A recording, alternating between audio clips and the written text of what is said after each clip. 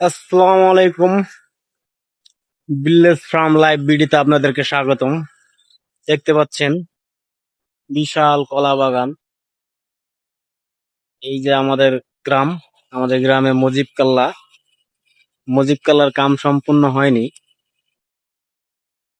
তো এই দেখতে পাচ্ছেন আমাদের গ্রাম, ওই দেখতে পাচ্ছেন আমাদের গ্রামের মেঠো পথ আঁকা বাঁকা হয়ে গেছে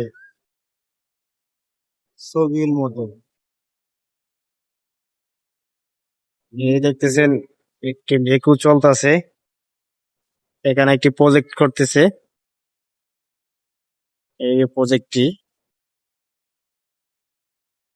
এখানে সম্ভবত মাছ চাষ করবে তারা, পাশাপাশি এখানে ভিটা বানতেছে। তো এই ভিটায় হয়তো অন্য কিছু করার প্ল্যানিং আছে। তো ওই যে দূরে দেখতে পাচ্ছেন, ওটা হচ্ছে এরি ধান ক্ষেত।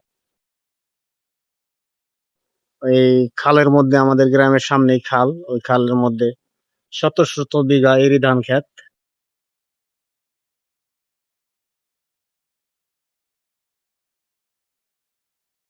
ওই একটা স্কিম চলতেছে, দূর থেকে বোঝা যায় না।